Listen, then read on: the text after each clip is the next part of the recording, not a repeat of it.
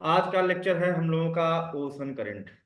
और ये ocean current का सेकंड फेज है, जिसमें पहले वाले में हम लोगों ने पढ़ा था कि ओशन करंट्स क्या होती हैं और जो स्थानीय जलवायु होती है उसमें ओशन करंट्स की क्या भूमिका होती है, वो किस प्रकार से परिवहन को प्रभावित करती हैं, किसी देश की अर्थव्यवस्था में उनका क्या रोल है। ये चीज हम लोगों ने पढ़ा था। यहाँ से प्री और मेंस के क्वेश्चन उठते हैं। आज हम लोग जो पढ़ेंगे वहां से सिंपल प्री के क्वेश्चन उठते हैं। यहाँ से मेंस के क्वेश्चन नहीं उठते हैं, प्री के क्वेश्चन उठते हैं। और प्री के क्वेश्चन पूछ ही लिए जाते हैं कभी कभार, है ना।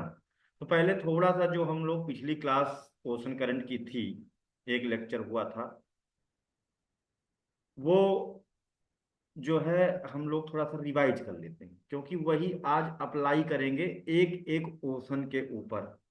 ठीक है, एक एक महासागर के ऊपर हम लोग वो चीज अप्लाई करेंगे। जैसे पहली चीज तो, ओशन करंट्स क्या होती हैं? Permanent circulation of water in ocean. मतलब कि एक महासागर है, उसमें नदी की तरह ओशन करंट क्या होती है? जैसे नदी होती है, बहती है स्थल खंड पे, वैसे ही महासागरों में ओशन करंट्स बहती हैं। ठीक है, किनारे किनारे बीच में ऐसे गोल गोल घूमती रहती हैं ओशन करंट, महासागरीय धाराएं। और परमानेंट सर्कुलेशन है, हमेशा चलती रहती हैं ओशन करंट्स। क्यों चलती हैं? उनके दो फैक्टर हमने बताए थे। एक होता है प्राइमरी फैक्टर्स, मतलब प्राथमिक कारक। दूसरे होते हैं द्वितीयक, सेकेंडरी फैक्टर।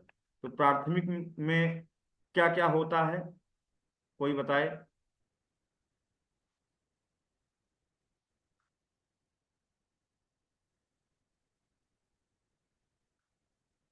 महासागर में ये चौथा मोमेंट है पानी का। लहर जो उत्पन्न होती हैं वो क्यों होती हैं? हवा के कारण। ज्वार भाटा सूर्य एवं चंद्रमा तथा पृथ्वी के अपकेंद्री बल के कारण होता है। सुनामी आती है भूकंप से। और चौथा है ओशन करंट, जो हम लोग पढ़ने चल रहे हैं। ठीक है, प्राइमरी फोर्सेस होते हैं सूर्यातप, पिछले लेक्चर में हम लोग पढ़े थे। ठीक है, दूसरा होता है पवन, तीसरा होता है गुरुत्वाकर्षण, और चौथा होता है कोरियालिस बल। ये पिछली क्लास को थोड़ा सा हम शॉर्ट में रिवाइज कर देंगे। हाँ कविता, बोलिए। सर इनके साथ साथ नोट्स भी बनाने हैं, अभी लिखना भी है हमें साथ साथ, या सिर्फ समझना है अभी? नोट्स आपका ऑलरेडी एप्लीकेशन पे अपलोड है। ये पिछली क्लास का नोट्स जो थोड़ा सा हम इंट्रो दे रहे हैं, क्योंकि अभी वो अप्लाई होगा। तो ये पिछली क्लास, इसकी पहले वाली जो है उसको आप सुन लेना। ठीक है, ठीक। और नोट करते चलो तो बहुत अच्छी बात है। मेन मेन बातें, है ना, मेन मेन बातें। अभी जो हम मैप बनाएंगे वो बनाना ज्यादा जरूरी होगा। अभी क्लास में हमें क्या करना है? पहले प्रॉपर कंसंट्रेशन के साथ हमें क्लास सुनना है, क्योंकि जी ये सर। क्लास आपकी रिकॉर्ड हो जाती है, एप्लीकेशन पे स्टोर हो जाती है ना। तो बड़ी चिंता की बात नहीं है कि नोट्स में कुछ छूट जाएगा। तो हमें मेन फोकस करना है चीजों को समझने पर। पहले लाइव क्लास में पूरा कंसंट्रेशन से हमें समझना है और जवाब देना है। मेन मेन पॉइंट्स आप जो नोट करना चाहो नोट कर लो, क्योंकि बहुत सारी चीजें होती हैं नोट्स में हम बताते हैं लेकिन वो नहीं होती हैं, अलग से कुछ बता देते हैं। तो वो चीजें नोट करके चलोगे, ठीक है। और जहां कोई डाउट होगा तुरंत पूछेंगे। ठीक है, तो प्राइमरी फैक्टर ओशन करंट जो चलती हैं, है ना, सूर्या तक। ये फैक्टर कैसे हमने बताया था कि जहां का पानी, जहां पर जैसे पृथ्वी है, अब ओशन बना ले तो ज्यादा फायदा रहेगा इससे, है ना।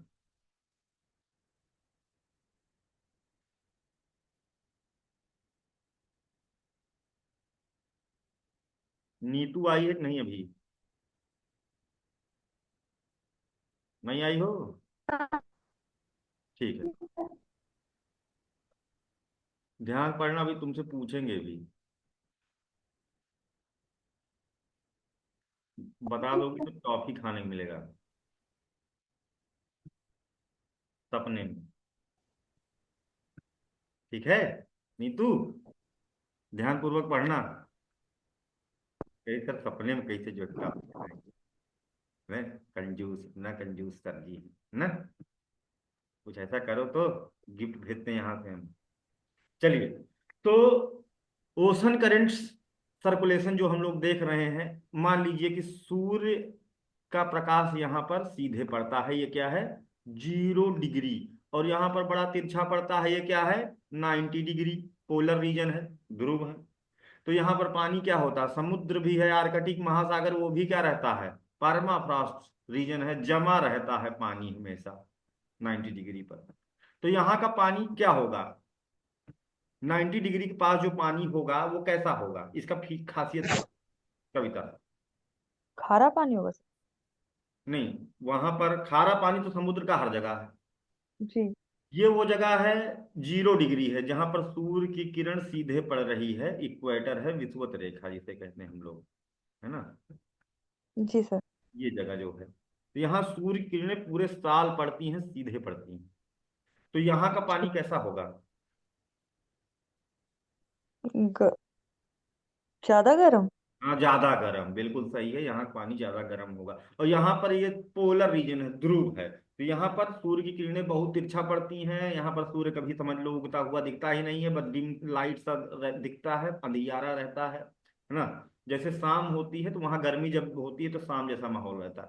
तो यहाँ पर ठंडी इतनी ज्यादा है कि हमेशा पानी के ऊपर मोटी मोटी बर्फ की परत जमी रहती है, हिमानी जिसे जी। कहते हैं, ग्लेशियर, है ना। तो जी। यहाँ पर बड़ा भंडार पाया जाता है हिमानियों का, क्योंकि सूर्य की रोशनी नहीं है तो पानी जमा हुआ है बेचारा, है ना। अब पानी जी जब सर। जमा हुआ है तो वो भारी होगा ज्यादा, कि जो पानी जहां पर तापमान ज्यादा है वो ज्यादा भारी होगा। जो जमा होगा। हाँ, जमा हुआ पानी, क्योंकि जो इंटरमोलिकुलर स्पेस है ठंडक के कारण कम हो जाता है ना। तो यहाँ का जी। पानी ज्यादा डेंसर होगा, भारी होगा। ठीक है, तो ये पानी नीचे को बैठेगा, है ना। भारी है पानी, ठंडा है ना, नीचे को दबा हुआ है। भारी है तो पृथ्वी का गुरुत्वाकर्षण भी इसे ज्यादा खींचेगा। जहां पर पानी में सैलिनिटी ज्यादा होगी वो पानी ज्यादा भारी होगा, और जहां पर पानी बहुत ठंडा होगा वो पानी बहुत भारी होगा, और जहां पर पानी भारी होगा गुरुत्वाकर्षण खींचेगा। इसका काम ही यही है, ग्रेविटी का क्या करना, खींचना, है ना। तो यहाँ पर 90 डिग्री के पास हम देख रहे हैं भाई, पानी नीचे खींचा जा रहा है ना। वहां पर ग्रेविटी, ग्रेविटी का असर ज्यादा है, ग्रेविटी ज्यादा नहीं है ना। ग्रेविटी तो वैसे भी 90 डिग्री पर ज्यादा होती ही है ना, लेकिन वो उतना ज्यादा फर्क नहीं पड़ेगा। यहाँ पर पानी भारी है, ये फर्क पड़ रहा है। इधर क्या है, पानी एक्सपैंड कर जाता है ना, पानी एक्सपैंड कर जाता है, फैल जाता है, तो लगभग 8 सेंटीमीटर ऊंचा उठा होता है पानी यहाँ पर। तो इस तरह से एक हल्की सी ढाल बन जाती है 0 डिग्री से 90 डिग्री की तरफ, और फिर उसी ढाल से पानी नीचे को उतरता है, और इस तरह से ओशन करंट का फॉर्मेशन हो जाता है। ठीक है। अब दूसरी चीज, इनको केवल 8 सेंटीमीटर से क्या ही हो जाएगा, कुछ नहीं हो सकता, वो एक फैक्टर है। लेकिन उसको सहयोग करने के लिए एक और है ना। जैसे कोई चल ना पा रहा हो तेजी से, तो क्या, पीछे से कोई धक्का मार देता है, तो हवाएं होती हैं जो इनको धक्का मार करके ओशन करंट को, मतलब समुद्र के पानी को आगे की तरफ ले जाती हैं, धक्का मार मार करके इनको उठा करके पानी को लेके जाती हैं, आगे चलो, बढ़े चलो, बढ़े चलो, है ना।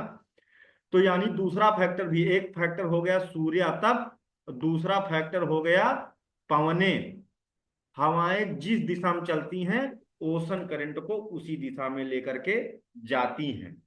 ये तो हम लोग पहले से जानते हैं, है ना। जैसे अपने इंडिया में हवाएं 6 6 महीना में दिशा बदलती हैं, इसी कारण से भारत में जो महासागरीय धाराएं भी हैं वो भी 6 6 महीने में, 6 महीना क्लॉक वाइज और 6 महीना एंटी क्लॉक वाइज चलती हैं। ठीक है। तो जिधर भी हवा जाएगी, है ना, उधर ओशन करंट को लेके जाएगी। दूसरी बात क्लियर, दूसरी ताकत ही है हवा चलाती। तीसरा अभी हमने बताया ही, भारी पानी नीचे खींचा जाएगा, है ना, और हल्का पानी उसकी जगह लेने के लिए आएगा। यहाँ पानी नीचे सिंक करेगा, इसकी जगह लेने के लिए गर्म जगह से पानी इधर आएगा, फिर ये पानी नीचे नीचे चलेगा और यहाँ पर जाकर के फिर से ऊपर उठेगा, है ना। तो इस तरह से गहरी महासागरीय धाराएं भी चलती हैं, यानी गुरुत्वाकर्षण बल भी प्रधान बल है। अब एक चीज, एक और बल बचता है, वो है कोरियालिस बल। कोरियालिस बल क्या होता है? कोरियालिस बल एक डिफ्लेक्टिव फोर्स होता है। जो कोई भी चीज गतिमान होती है पृथ्वी पर, तो उसको घुमाने का प्रयास करता है। कोई भी चीज उसको घुमाएगा, इसका काम ही यही है ना। ये क्यों पैदा होता है? Because of rotation of earth, inertia के कारण। पृथ्वी कैसे घूमती है? Anti clockwise. तो कोरियालिस बल किसी भी गतिमान वस्तु को कैसे घुमाने का कोशिश करता है? क्लॉकवाइज, है ना। क्लॉकवाइज घुमाने का कोशिश करता है कोरियालिस फोर्स। कोरियालिस फोर्स बहुत इंपॉर्टेंट है, डिटेल्ड लेक्चर है, सुन लेना। तो ये कोरियालिस बल जो होता है सबसे ज्यादा कहाँ होता है? 90 डिग्री पर, है ना, दोनों तरफ। और सबसे कम कहाँ होता है? 0 डिग्री पर निग्लिजिबल होता है। क्यों? क्योंकि Coriolis force depend on the axial radius, अक्ष, जिस अक्ष पर पृथ्वी घूम रही है ना, उसकी जो एक्सियल रेडियस है। ये देखो, जैसे जैसे ध्रुव की ओर जा रहे हैं, एक्सियल रेडियस क्या होती जा रही है? कम होती जा रही है ना। तो जैसे जैसे एक्सियल रेडियस कम होती जाती है, रोटेशन बढ़ जाता है। ये है नॉर्दर्न हेमिस्फेयर। 0 से 90 डिग्री नॉर्थ तक ये उत्तरी गोलार्ध कहलाता है। ये है नॉर्दर्न हेमिस्फेयर। उत्तरी गोलार्ध में कोरियालिस बल किसी भी गतिमान पिंड को घड़ी की दिशा में घुमाता है, क्लॉकवाइज, है ना। और दक्षिणी गोलार्ध में किसी भी गतिमान वस्तु को ये कैसा घुमाता है? घड़ी की विपरीत दिशा में, एंटी क्लॉकवाइज। ऐसा यहां से, क्योंकि फंडामेंटल प्लेन 0 डिग्री है, वहां से मेजर करते हैं तो। नहीं तो कोरियालिस बल अगर यहां से मेजर करोगे तब क्लॉकवाइज ही घुमाता मिलेगा, यहां भी तो क्लॉकवाइज ही घुमाता मिलेगा। क्योंकि पृथ्वी घूमती है एंटी क्लॉकवाइज, तो वो घुमाता है क्लॉकवाइज। मेजरमेंट करते हैं हम यहां से, इस कारण से कहते हैं कि नॉर्दर्न हेमिस्फेयर में क्लॉकवाइज, सदर्न हेमिस्फेयर में क्लॉकवाइज। इसके लिए हमने एक एग्जांपल बताया था ना, 3 लड़कियां हैं, इन्हें कह दिया गया गग्गा रानी तीन प्राणी खेलो, है ना, अपनी जगह पे गोल गोल घूमो, है ना। कैसे घूमने को कहा गया? क्लॉकवाइज घूमने को कहा गया, है ना। इनसे कहा गया कि तुम जो है दाएं से बाएं घूमो, इनको भी कहा गया तुम भी दाएं से बाएं घूमो। ठीक है, तो ये भी दाएं से बाएं घूम रही हैं, वो भी दाएं से बाएं घूम रही हैं। लेकिन जब यहाँ इनसे पूछा जाएगा तो ये बताएंगे कि ये दाएं से बाएं घूम रही हैं, बाएं से दाएं घूम रही हैं, क्योंकि इनका दाया बाया कुछ और है ना। तो यहां से मेजर करते हैं, इस कारण से कहते हैं कि कोरियालिस फोर्स southern hemisphere में tend to deflect या any moving object in southern hemisphere in anti-clockwise and clockwise in northern hemisphere। उत्तरी गोलार्ध में घड़ी की दिशा में घुमाता है और दक्षिणी गोलार्ध में घड़ी की विपरीत दिशा में घुमाता है ना। और एक उदाहरण भी हमने लिया था कि ये आखिर एक्सियल रेडियस कम होने पर कोरियालिस फोर्स ज्यादा क्यों हो जाता है ना। तो हमने एग्जाम्पल लिया था मेले में एक छड़ी का, जिसमें अलग अलग लंबाई के, है ना, गोलक बांध दिए गए हैं, जिनका भार एक बराबर है। अब इस छड़ी को गोल घुमाया जाए, है ना, तो सबसे तेज कौन सा गोलक घूमेगा? ABCD में ए। ए घूम, सर ए। हाँ ए घूमेगा, ये चक्कर जल्दी अपना कंप्लीट कर लेगा। सेम कॉन्सेप्ट यहां पर है। जैसे जैसे ये एक्सियल रेडियस कम होती जा रही है पृथ्वी की ऊपर की ओर 90 डिग्री पर, कोरियालिस फोर्स वो जो है क्या कर रहा है? ज्यादा स्ट्रांग होता जा रहा है। क्लियर? 0 डिग्री के पास निग्लिजिबल है, जीरो नहीं कहेंगे, निग्लिजिबल कहेंगे, नगण्य, कि बहुत कमजोर है ना। तो इसी कारण से इसे कहा, 5 डिग्री नॉर्थ से 5 डिग्री साउथ के बीच को क्या कहा जाता है? डोल ड्रम, है ना। यानी यहां पर कभी भी कोई साइक्लोन नहीं आ सकता। क्यों नहीं आता? क्योंकि यहां पर घुमाने वाला नहीं है ना। तो जब तक कोई घुमाने वाला ना हो, हवा कैसे घूमेगी? तो इसी कारण से ये 5 डिग्री नॉर्थ से 5 डिग्री साउथ के बीच में कोई भी साइक्लोन नहीं आता। नहीं पैदा हो सकता। ठीक है, कभी नहीं पैदा हो गया। क्लियर हो गई बात, ये साइक्लोन मुक्त क्षेत्र है। और ऊपर आसमान की जेट स्ट्रीम तक को घुमा देता है कोरियालिस फोर्स। इस कारण से ये जो सब आर्कटिक रीजन है, नॉर्वे वगैरह, है ना, स्वीडन, फिनलैंड, यहाँ पर आसमान से उतरता है एक दानव, गोल गोल घूमता हुआ हवा का बवंडर, बादलों को लेकर के बिजली उजली भी उठा कर नीचे फेंकता, जहाजों को उठा करके नीचे फेंक देता है। उसे आता है अक्टूबर नवंबर दिसंबर में। उसे कहते हैं पोलर वोल्टेक्स। अपने यहाँ कभी नहीं देखा गया क्योंकि कभी नहीं आता। वहां पर ये आसमान से उतरता है, गोल गोल गोल गोल हवा, है ना, और नीचे से पूरा घर वर को खींच ले जाता है, अंदर खींच लेता है ना। और जहाज वहाज को ऊपर जो चीजें हैं उसको उठा के नीचे पटक देता है, नीचे वाले को ऊपर पटक देता है। समुद्र के पानी के, समुद्र के ऊपर जब जाता है ना, फिश रेन सुने हो कभी? फिश रेन कनाडा वगैरह में होती है। फिश रेन मतलब आसमान से पानी के साथ मछलियां गिरती हैं। ये सब पोलर वोल्टेक्स का हाँ कारण। था सर, ये भी 2 साल पहले कुछ ऐसा शायद हुआ था। हाँ, तो इसमें क्या होता है, ये समुद्र से लेके मटेरियल भरता है, समुद्र के ऊपर पोलर वोर्टेक्स आया, है ना, तो ये क्या करता है, ऐसे फनल टाइप का ऊपर आसमान से, बीच में उसके लो प्रेशर होता है, तो वो लो प्रेशर कारण पानी समुद्र का खींच करके अंदर चला जाता है ना। और ऐसा लगता है जैसे भगवान इंजेक्शन से पानी भर रहे हैं, है ना। और इसी के साथ में मछली उछली भी सब अंदर चली जाती है उसमें ऊपर आसमान, फिर ये आता है स्थल खंडों पर और वहां पर बारिश करा देता है, तो आसमान से मछलियां गिरती। कैसा गजब नजारा होता होगा, है ना। और जिंदा रहती मछलियां बहुत सारी। ठीक है, तो ये सब पोलर वोल्टेक्स का कमाल है, आसमान से उतरता है। ये ऊपर वाले एरिया में होगा जहां पर कोरियालिस फोर्स बहुत ज्यादा स्ट्रांग है। तो ये इस पर डिटेल लेक्चर था, अभी हमको जरूरत थी क्योंकि अभी आगे जो बताएंगे उसमें जरूरत पड़ेगी, इसलिए बताया। तो कोई किसी को डाउट यहाँ तक कि जो चार ताकतें हमने बताया ओशन करंट सर्कुलेशन की, ये चारों ताकतें क्लियर हुई? कविता तुम बताओ। जी सर। सर ओशन थोड़ा करंट क्या मुश्किल होती सा है? लगा पर समझ आ गया। नहीं नहीं, ऐसे बताओ ओशन करंट क्या होती है, कोशिश करो, नहीं सर, ऐसे तो नहीं पता। एक बोलने की कोशिश करो। ओशन करंट जैसे समुद्र में पानी बहता है एक दिशा में, है ना, जी। नदी, उसे कहते हैं ओशन करंट। और उसको चलाने वाली चार ताकतें कौन सी हैं? सूर्यताप, हम्म। पवने, हम्म। गुरुत्वाकर्षण। हम्म। और एक, कोरियालिस बल। सर ये लिख के बता दो, मुझे समझ नहीं आ रहा ये क्या चीज है। क्या? कौन सा बल सर, क्या है ये? इसका नाम है कोरियालिस बल। कोरियालिस बल। कोरियालिस फोर्स जो कि पृथ्वी के घूमने के कारण पैदा होता है। अगर पृथ्वी घूमना बंद कर दे तो ये ताकत मर जाएगी, है ना। जी सर। हाँ, और ये 0 डिग्री पर सबसे कमजोर होता है, और 90 डिग्री, जब 0 से 90 डिग्री की तरफ जाते हैं तो बढ़ता जाता है। क्यों बढ़ता है?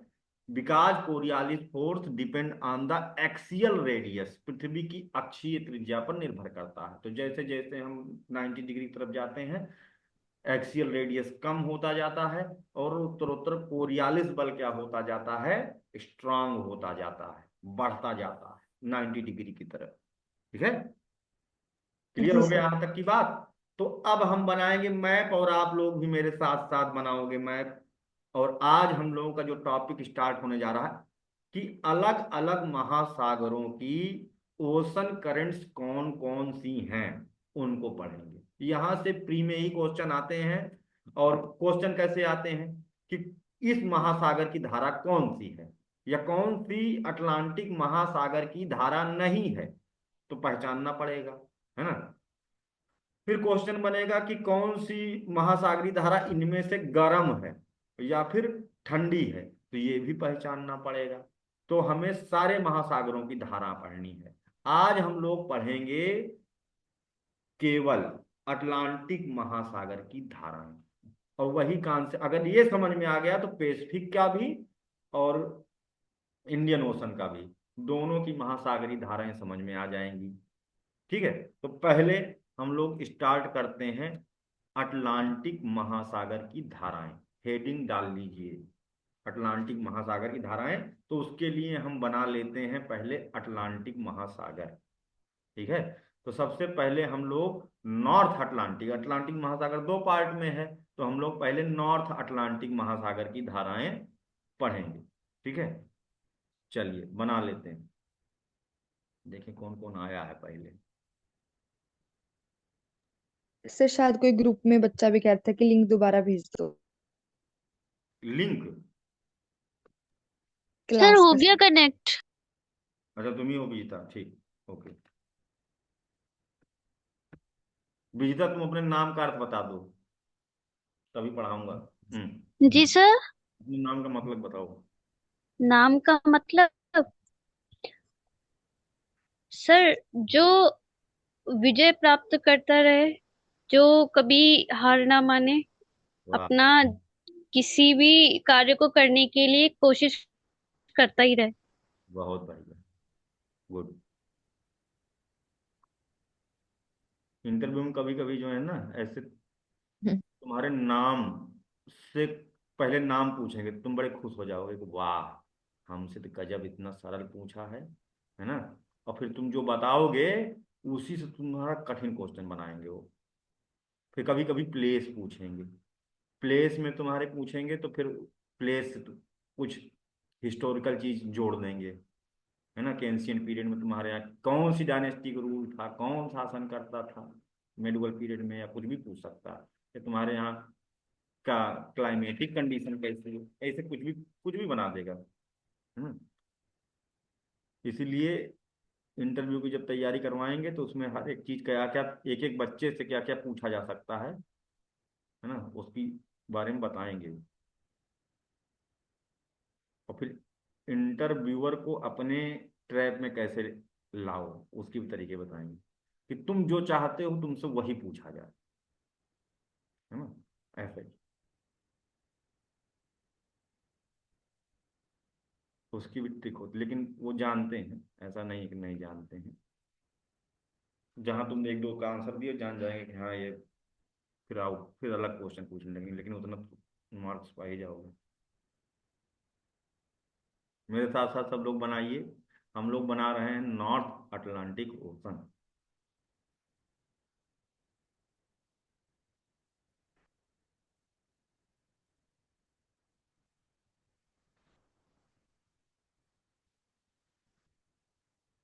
नीचे है सदर्न अटलांटिक ओशन।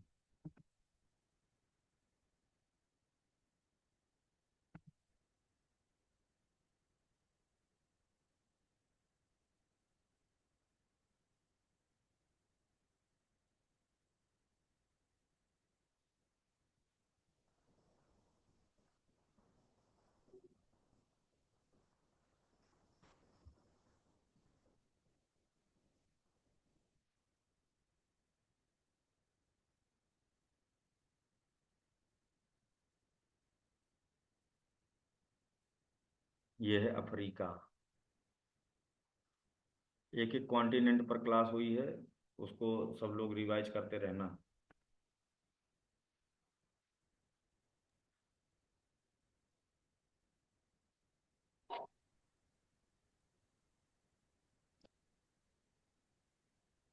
सर ये मैंने मैप मतलब काफी बड़ा बना दिया तो साइड में जगह ही नहीं बची पेज पे। नहीं, आप अभी केवल ऊपर वाला बनाना बस। ठीक है। हाँ।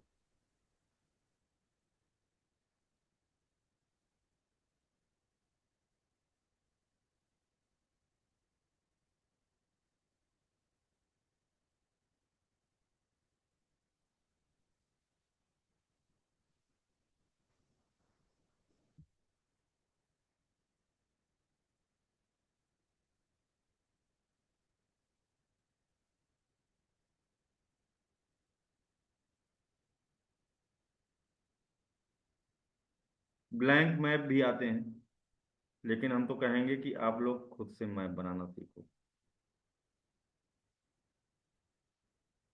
जब ज़्यादा प्रैक्टिस रहती है तो हम एग्जाम में बड़ी जल्दी से बना लेंगे। तो उससे हमें मार्क्स ज़्यादा मिलते हैं, लेकिन उसके लिए बहुत तगड़ी प्रैक्टिस करनी होगी कि बहुत तेजी से सटीक मैप बना सके।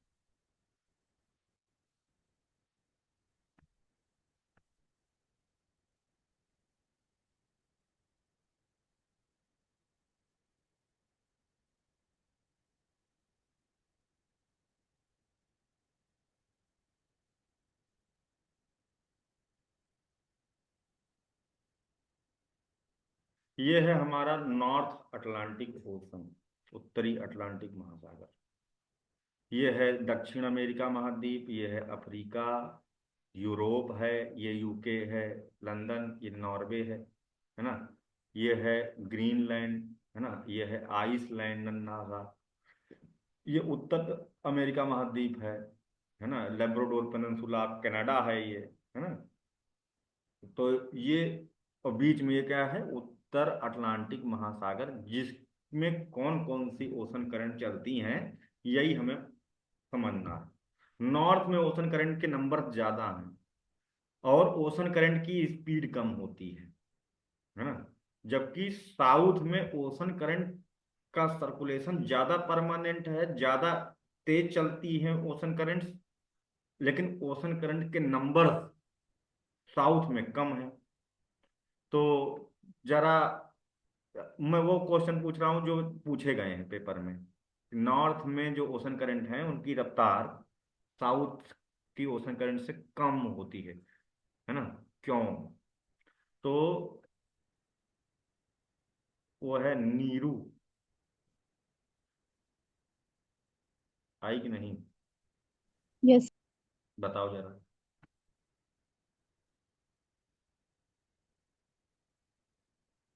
साउथ में ओशन करंट की रफ्तार ज्यादा तेज होती है, ज्यादा कॉन्टिन्यूअस है, क्यों?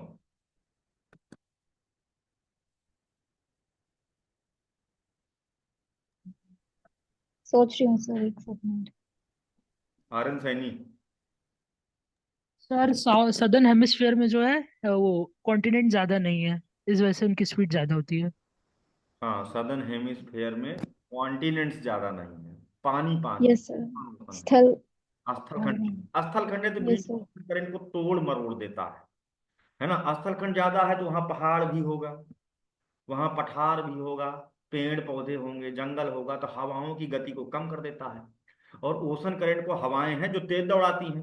अब जो हवा ही कमजोर हो गई है ना, तो बेचारी कितना ही तेज धक्का मारेगी। इस कारण से नॉर्थ में जो ओशन करंट होती हैं वो कमजोर होती हैं, जबकि साउथ में जो ओशन करंट होती हैं वो ज्यादा तगड़ी होती हैं। नंबर ज्यादा होने का मतलब क्या? बीच में पहाड़ है, ओशन करंट बीच से टूट गई, दो भाग में चली गई, एक उधर चली गई, एक उधर चली गई, है ना, नंबर तो बढ़ गए। देखो कितने सारे छोटे छोटे आइलैंड हैं, यहाँ ढेर सारी ओशन करंट पैदा हो जाएंगे अभी। क्लियर? इतना क्लियर हो गया? अब देखते हैं यस सर। इक्वेटर, और आपको ध्यान रखना है कौन सी ओशन करंट कहाँ पर चल रही है, उसका नाम क्या है। और सबसे ज्यादा ध्यान देने वाली बात है कि वो ठंडी है कि गर्म है, ये भी आपको ध्यान रखना है। वो ओशन करंट गर्म है या फिर ठंडी।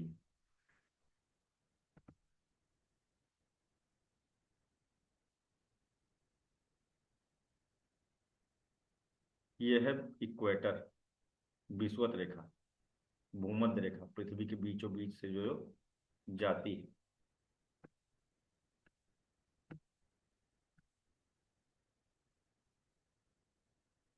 0 डिग्री, ठीक है। अब इससे थोड़ा सा 5 डिग्री और ले लेंगे इधर, हमको सिर्फ इतने से मतलब है, तो इतने का ही हम इस्तेमाल करेंगे। ये 5 डिग्री नॉर्थ और ये 5 डिग्री साउथ, ठीक है।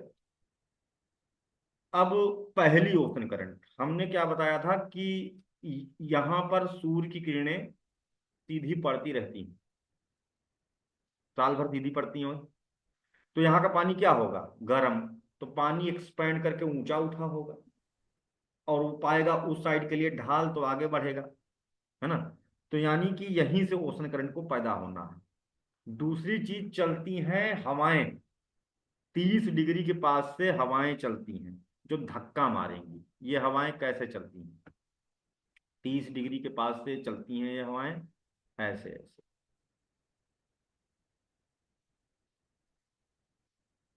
ये है उत्तर पूर्वी सनातनी पवन, ऐसे ऐसे चलती है। तो ये ओशन करंट को फिर इधर ही से इधर को लेके जाएगी, है ना। तो पहली ओशन करंट होती है गर्म। क्यों? क्योंकि इक्वेटर के पास से जो भी ओशन करंट निकलेंगी वो नेचर में गर्म ही होगी, क्योंकि यहाँ सूर्य की किरणें पूरे साल पड़ती हैं। तो यहाँ से पहली ओशन करंट, हवा का धक्का पड़ा, है ना, और पृथ्वी घूम रही है ना, इस कारण से ये ओशन करंट सर्कुलेट होना शुरू करेंगे। पृथ्वी घूम रही एंटी क्लॉकवाइज, है ना। सबसे पहला फैक्टर तो ओशन करंट सर्कुलेशन का कौन है? पृथ्वी घूमना, है ना। पृथ्वी घूमती है एंटी क्लॉकवाइज, ओशन करंट भागने का प्रयास कर रही है कैसे? क्लॉकवाइज, है ना। तो ये पहले पैदा हुई, पृथ्वी के रोटेशन से पैदा हुई। इसको धक्का भी मिला। किसने धक्का दिया?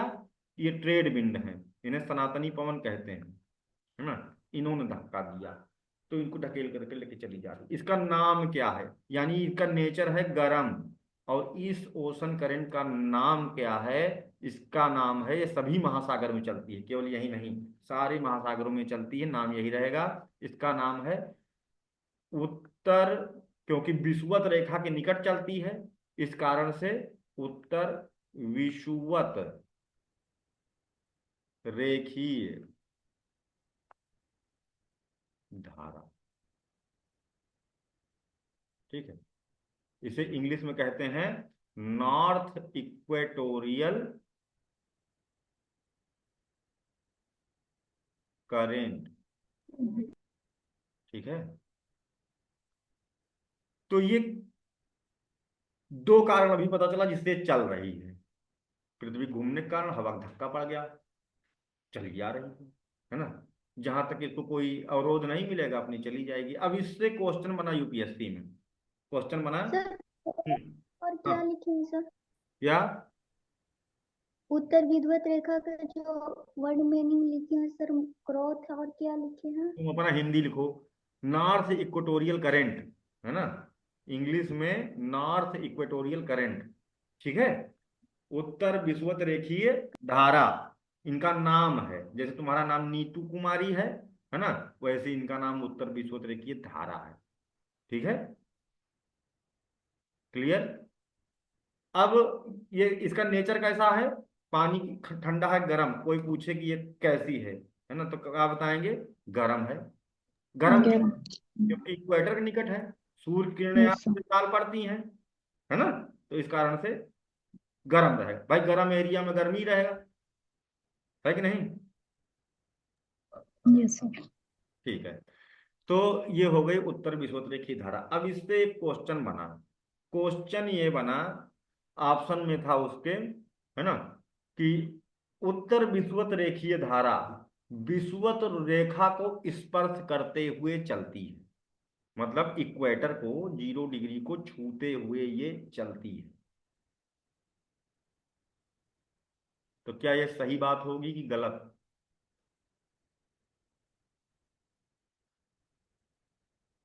हम्म, ये सही बात होगी कि गलत बात होगी?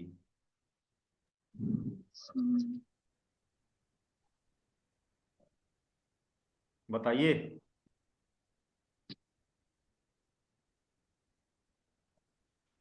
क्यों नीरू? Yes sir. सही बात है कि गलत?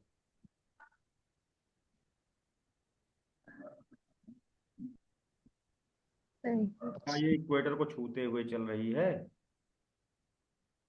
नहीं सर। नहीं, है ना। नहीं भाई, ये जो है छूते हुए नहीं चल रही है, ध्यान दो, है ना। ये 5 डिग्री से 15 डिग्री के बीच चलती है, और इक्वेटर है लगभग 555 किलोमीटर दूर यहाँ से। ये इसको छूते हुए नहीं चल रही, यहीं पर वो फंसाया था, तो उसको नहीं टच करती है। जैसे तुम्हारे से तुम्हारे बगल में दीवार है, लेकिन वो कम से कम 2 हाथ दूरी पर है, तो तुमको छू नहीं पा रहे हो, है बगल ही, यस। वैसे ध्यान रखना, छूती नहीं है। ठीक है, आगे बढ़ते हैं। चलो पहुंची। अब यहाँ पर है ब्राजील, यही वो जगह है जहाँ घने घने जंगल हैं, है ना, और अनाकांडा रहता है। अमेजन नदी है, तो इस कारण से इसे अमेजन का सदाबहार वन कहते हैं। वहां पहुंचेगी तो बहुत बारिश करवाएगी, क्योंकि ओशन करंट अपने साथ हवा भी ले, हवा आ रही है, ओशन करंट लेकर के आ रही है, और उसमें गर्मी है तो नमी है, खूब नमी है तो खूब बारिश होगी, तो खूब बारिश होगी तो खूब पेड़ पौधा होगा। पेड़ों को दो चीज चाहिए, है ना, खाना और पानी, है ना। खाना के लिए सूर्य की रोशनी खूब है यहाँ पर, पूरे साल है, पर्याप्त है। और पानी, है ना, बरस रहा है, तो जन्नत है पेड़ पौधों के लिए यहाँ, है ना। इसे लंग्स ऑफ द अर्थ कहते हैं, पृथ्वी का फेफड़ा। 20% ऑक्सीजन कंट्रीब्यूट कर रहा है ये अमेजन रेन फॉरेस्ट। वहां पहुंचेंगी। आई, टकराई, किस जगह टकराई इतना इंपॉर्टेंट नहीं है, लेकिन मान लो कभी पूछ ही ले। केप दे साउ रोग, ब्राजीली भाषा है, इसीलिए नहीं नोट करोगे तब भी कोई दिक्कत नहीं है। जगह का नाम है, तट है, उसका नाम है केप दे साउ रोग। सारे रोग यहीं से पैदा होते हैं, ब्राजील से, और घाना, नाइजीरिया, कांगो। क्यों? क्योंकि यहाँ गर्मी बहुत ज्यादा है ना, मॉइस्चर है, ऐसे में बैक्टीरिया खूब पैदा होते हैं। तो दुनिया की जो संक्रामक बीमारियां पैदा होती हैं उनका बर्थ प्लेस है इक्वेटर वाला एरिया। इन जगहों पर मच्छर वच्छर खूब होते हैं, जीका, इबोला, ये सब यहीं इसी इक्वेटर के पास जो देश होते हैं वहीं से पैदा होते हैं। ठीक है, हालांकि रोग का मतलब इससे नहीं है, हमने ऐसे ही बोल दिया। ठीक है, केप दे साओ रोग, है ना, सब रोगों का तट यही है, इससे याद रहेगा। तो आई टकराई, टकराई तो क्या हुआ, कुछ तो होगा, है ना। ये धारा टकराने करके दो भाग में टूट जाएगी। ठीक है, एक पार्ट इसका चलने लगेगा ऊपर की साइड में, इधर चली जाएगी, और एक ऐसे घूम करके उल्टा बहने लगेगी वापस, क्योंकि यहाँ हवा हवा तो है नहीं, है ना, उल्टा बहने लगेगी ऐसे। तो यानी ये जो उल्टा बहती है इसका भी नाम है, आधा भाग बना रहा है। ठीक है, आधा भाग यही धारा है, इसीलिए ये इक्वेटर को टच नहीं करती, क्योंकि वहां पर एक उल्टी धारा चल रही है, इसी की बेटी है, टकरा करके घूम गई, है ना, आए टकराए, टकरा के घूमाए, है ना। इसका नाम है, क्योंकि ये उल्टा चलती है ना, तो इस कारण से इसका नाम है काउंटर इक्वेटोरियल करंट, प्रति विषुवत रेखीय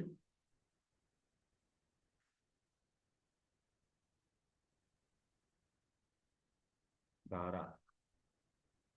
ठीक है, काउंटर इक्वेटोरियल करंट का आधा भाग बना है, अभी आधा भाग नीचे से बनेगा, है ना। तो काउंटर इक्वेटोरियल करंट है, ये वो धारा है जो इक्वेटर को छूते हुए चलती है। विषुवत रेखा को स्पर्श करने वाली धारा कौन सी है? एकमात्र ऐसी धारा, है ना, जो इक्वेटर को छूते हुए चलती है जनरली, है ना, वो कौन है? प्रति विषुवत रेखीय धारा। क्लियर हो गया? हालांकि एक कॉन्सेप्ट और भी है ऐसा, आपके सिलेबस में है ना, इसलिए बाकी होता क्या है एक्चुअली कि 5-5 डिग्री शिफ्टिंग होती रहती है ओशन करेंट्स, तो उस बात को हम यहाँ पर शामिल नहीं करेंगे, नहीं तो कंफ्यूज हो जाओगे। अभी जो है वही मेन आपके सिलेबस में जैसे है उसको इससे समझना है, स्टैटिक मानते हुए भी हम देख रहे हैं। ठीक है, बाकी शिफ्टिंग होती है, जैसे सूर्य देवता नॉर्थ में जाते हैं तो 5 डिग्री सब नॉर्थ भाग जाती हैं, साउथ जाते हैं तो 5 डिग्री साउथ भाग जाती हैं। ये ज्योग्राफी ऑप्शनल में हम बताएंगे। ठीक है, अभी ऐसे समझो। तो अब क्या हुआ कि ये ओशन करंट घूम गई, यही है जो इक्वेटर को छूती है। दूसरी वाली कौन है? दूसरी वाली चली जा रही है, ये देखो, ये यहां पर कैरेबियन द्वीप समूह है, पायरेट्स ऑफ कैरेबियन, है ना। कैरेबियन आइलैंड्स होते भी हैं यहाँ, छोटे लोग, है ना, बहुत सारे लुटेरे, नाव से कोई जा रहा हो उसे लूट लेते हैं। कैरेबियन द्वीप समूह है, और यहाँ पर जो ये सागर है इसका नाम है कैरेबियन सागर। ठीक है, इस जगह का नाम है कैरेबियन सागर, सागर का नाम। तो इस कारण से इसका नाम भी ओशन करंट का यहां पर हो जाता है कैरेबियन सागर की धारा।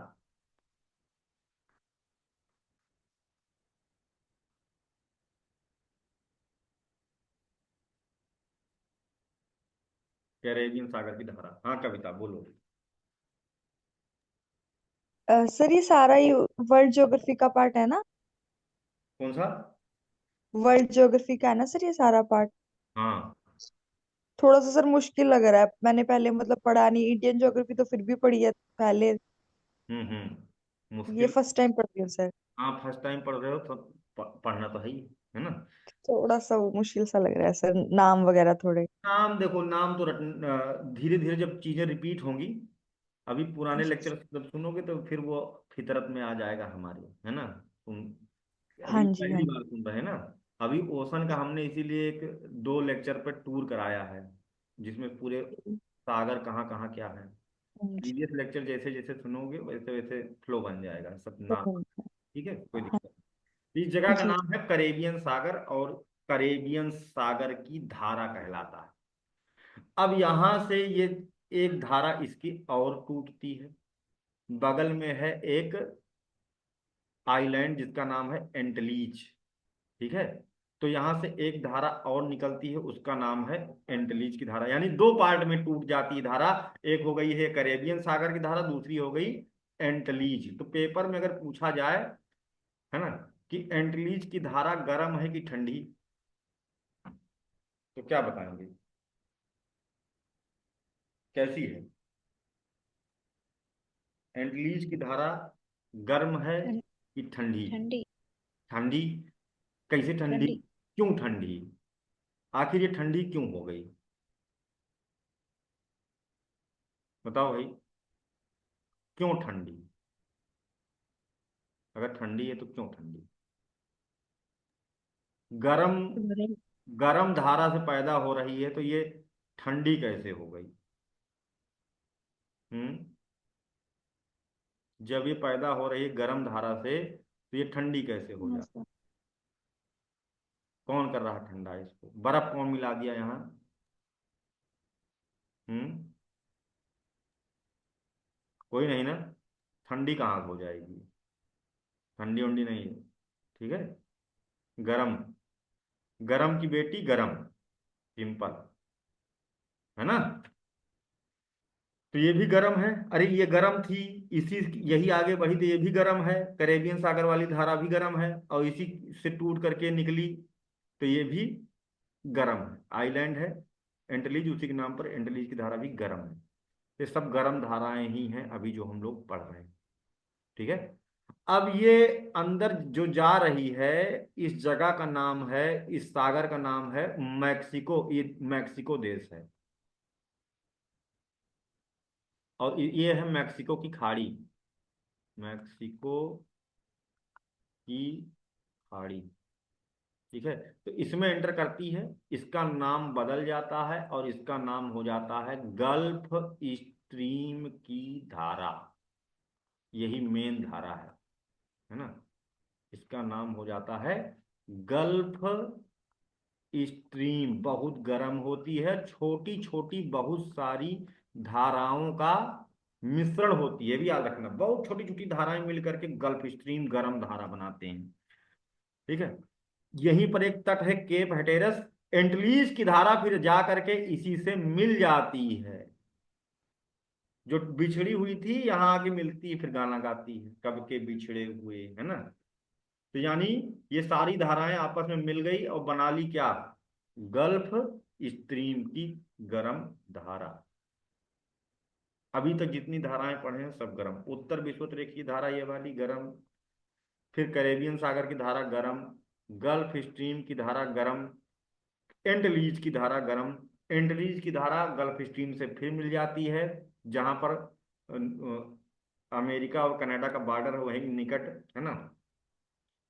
और उसके बाद मिल करके गल्फ स्ट्रीम ही बन जाती है, फिर गल्फ स्ट्रीम की धारा ऊपर बढ़ती है। ये है न्यू फाउंड लैंड, इस जगह का नाम है न्यू फाउंड लैंड, और इसके तट का नाम है ग्रैंड बैंक। बहुत ज्यादा इंपॉर्टेंट तट है ग्रैंड बैंक। क्यों है अभी हम बताते हैं। ये न्यूफाउंडलैंड है, इसका तट है जिसका नाम है ग्रैंड बैंक कोस्ट। ठीक है। अब लाते हैं, ये आ गई बारात, अब लाएंगे घरातियों को, फिर यहाँ कराएंगे शादी। ठीक है। ये इतनी ओशन करंट जो हम पढ़े ये सब थी कैसी, गर्म। अब ठंडी वाली लेके आते हैं। ये ऊपर वाला पार्ट है जो पूरा बर्फ से जमा रहता है, बर्फ पिघलती है, ओशन करंट बनती है। ठीक है। ये डेनमार्क जल संधि है, आइसलैंड है और ग्रीनलैंड मिला के, है ना, डेनमार्क। और इसी कारण से इसे डेनमार्क स्ट्रेट भी कहा जाता है। ये जो ओशन करंट आ रही क्योंकि ये ग्रीनलैंड है, ग्रीनलैंड है ये, इसी के तट से लग करके बर्फ की सिल्लियां ढेर सारी लिए हुए है ये, है ना। और उन बर्फ की सिल्लियों को लेकर के नीचे की तरफ आ रही है। इसका नाम है ग्रीनलैंड की धारा। तो यानी ग्रीनलैंड की धारा ठंडी है कि गर्म? ठंडी। ठंडी है। अब ये आती है नीचे रिज है कटक, इसका रास्ता मोड़ देती है ना। और पछुआ पौने भी धक्का मार रही होती नीचे से, है ना। तो ये ऐसे ऊपर की तरफ मुड़ जाती है, फिर इसी में फिर से जमती है, कुछ पानी बर्फ की सिल्लियां मिलता है, फिर घूम के आता है। फिर जब ये लेब्रोडोर से घूम करके आना शुरू करती है तब इसका नाम हो जाता है लेब्रोडोर की धारा। यानी लेब्रोडोर की धारा कैसी है? ये भी ठंडी। ये भी ठंडी है। तो ग्रीनलैंड की धारा ठंडी, लेब्राडोर की धारा ठंडी। बाराती पहुंच गए, घराती पहुंच गए, कहाँ पहुंचे? ग्रैंड बैंक तट न्यूफाउंडलैंड। यहां पर दोनों आपस में मिलते हैं, है ना। तो ये अपने साथ बर्फ की सिल्लियां बहा के लेके आ रही है। पानी बहुत ठंडा है, पानी में सैलिनिटी कम है। ये पानी बहुत गर्म है, इसमें बहुत ज्यादा साल्ट है। ये दोनों यहाँ मिक्स होंगे, पानी का तापमान हो जाएगा मॉडरेटली वार्म, मतलब जो बहुत गर्म पानी था अब गुनगुना हो गया, है ना। अब पानी कैसा हो गया? गुनगुना। ठीक है। तो यहाँ दोनों मिक्स होते हैं तो बर्फ पिघलती है। तो बर्फ पिघलती तो यहाँ पर हमेशा धुंध छाई रहती है। ये जगह पर न्यूफाउंडलैंड के पूर्वी भाग में हमेशा धुंधकारी वातावरण, धुआं धुआं, जैसे गर्म में ठंडा मिलाओ तो होता है, ठंडियों में जो लोग नहाए होंगे वो जानते हैं, है ना। तो भाप निकलती है। इस कारण से यहाँ पर एक्सीडेंट्स बहुत होते हैं, रेल दुर्घटना, बस दुर्घटना, है ना, ऑटोमोबाइल की भी दुर्घटनाएं होती रहती हैं। प्लस महासागरीय परिवहन भी बाधित होता है। टाइटैनिक डिजास्टर यहीं हुआ था, है ना, यहीं जगह पर उसको दिखा नहीं और वो जा करके क्या हुआ, टकरा गया। क्योंकि बर्फ की बड़ी सी सिल्ली आ रही थी, धुएं में दिखा नहीं। और जब देखा, जब दिखना शुरू हुआ तो जहाज को मोड़ते उससे पहले जा करके वो टकरा गया और पूरा टाइटेनिक डूब गया। टाइटेनिक मतलब अनसिंकेबल, है ना, ऐसा जहाज जो अ, डूबे ना, उसका नाम का मतलब था। और हुआ क्या काम, है ना, देखो ऐसे डूब गया बेचारा, है ना। इस पर एक मूवी बनी है टाइटेनिक जो इस घटना के दृश्य को दिखाती है ना। इसी तरह से एक और शिप थी, है ना, वो यहाँ पर भी ऐसे माहौल बना रहता है, पूरा रास्ता में ऐसे माहौल बना रहता है। यहाँ यहाँ जॉर्ज बैंक है, यहाँ पर भी माहौल ऐसे ही बना रहता है। एक ग्रैंड बैंक है और ये जॉर्ज बैंक है, इन दोनों का नाम याद रखना होगा। जॉर्ज बैंक तक आइबेरिया पेनिनसुला है वहां पर, है ना। एक और शिप थी जिसका नाम था कॉन्कॉर्डिया, है ना, वो यहाँ पर डूबी थी, यहाँ पर डूबी थी। इसकी बहन कॉन्कॉर्डिया वहां डूबी थी। ठीक है। आते हैं। तो यानी कि परिवहन यहाँ बड़ा खराब रहता है, लेकिन एक फायदा यहाँ पर यह है कि यहाँ पर ओशन करंट जो बहुत ठंडी है वो कम ठंडी हुई, जो बहुत गर्म थी वो कम गर्म हुई। तो इक्विलिब्रियम स्टेट मिल रही है, पानी अपनी साम्यावस्था को प्राप्त कर रहा है ना। दूसरा चीज, नहीं तो पानी समुद्र का एक जगह बहुत गर्म हो जाता है, एक जगह बहुत ठंडा, ओशन करंट यहाँ पर मिक्सिंग करके फायदा हो रहा है। दूसरा चीज, जब बर्फ की सिल्लियां पिघलती हैं तो बर्फ में होती बहुत ज्यादा ऑक्सीजन। जब पानी जमता है तो बहुत सारी ऑक्सीजन लेकर के जमता है। तो यहाँ पर पानी जब पिघल जाता है तो पानी में बहुत सारा ऑक्सीजन मिक्स हो जाता है, और इस कारण से क्या होता है कि पानी में बहुत ज्यादा प्लैंटन्स पैदा होते हैं, प्लवक पैदा होते हैं, और उनको खाती हैं जंतु प्लवक। उनको खाते हैं छोटी मछली, फिर उनको खाती बड़ी मछली। तो यहाँ पर बहुत ज्यादा मात्रा में दुनिया का बिगेस्ट फिशरी पॉइंट है ये। बहुत बड़े पैमाने पर यहाँ पर मछली मारी जाती है। ग्रैंड बैंक तट को अटलांटिक महासागर का रॉबिन हुड क्यों कहते हैं, ऐसे प्रश्न बना है ना, कि या अटलांटिक ओशन का robin hood of Atlantic ocean किसे कहा जाता है, तो ग्रैंड बैंक। क्यों? क्योंकि रॉबिन हुड एक बंदा था जो कार्ल मार्क्स की अवधारणा पर चलने लगा था। कार्ल मार्क्स कहते थे कि जो संसार के 20 लोग हैं, बहुत पैसा है, दुनिया का 90% पैसा इन्हीं 20 लोगों के पास, बाकी दुनिया उसी 10% में गुजारा करती। गलत है। तो ये रॉबिन हुड क्या करते थे, इक्विलिब्रियम, अमीरों को लूटते थे, उन डाका डालते उनके घरों में, है ना, और थोड़ा पैसा छोड़ देते थे उनके लिए। बाकी उनकी तिजोरी पूरी साफ कर देते थे, थोड़ा पैसा उनके लिए रख भी देते थे, और उसके बाद वो पैसा ले जाके गरीबों में बांट देते थे। मेंटेन कर रहे थे पैसा, है ना, ज्यादा को कम। तो वैसा ही काम यहाँ पर ये भी कर रहा है। बहुत ज्यादा बर्फीले पानी को और बहुत ज्यादा नमकीन पानी को, बहुत ज्यादा गर्म पानी को क्या कर रहा है, नॉर्मल कर दे रहा है। तो इसीलिए दूसरी चीज, ये अमीरों को परेशान कर रहा है। जहाज से कौन जा रहा है ना, शिप से कौन, किसका सामान जा रहा है, अमीर लोगों का, है ना, इंडस्ट्रियलिस्ट लोगों का, तो उनको नुकसान पहुंचा रहा है। लेकिन जो गरीबों को, जो मछुआरे हैं, उनका जीवन चला रहा है, मछली बेचते हैं, तो ये भी वही काम कर रहा है। इस कारण से ग्रैंड बैंक को robin hood of Atlantic ocean कहा जाता है।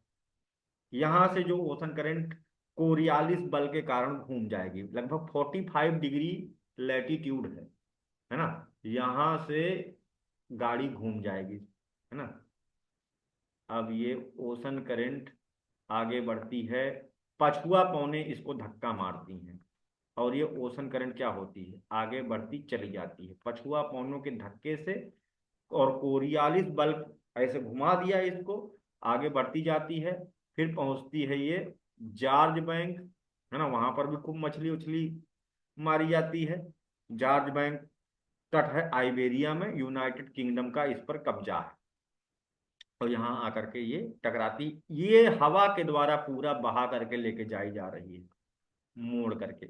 इस ओशन करंट का नाम है उत्तरी अटलांटिक प्रवाह।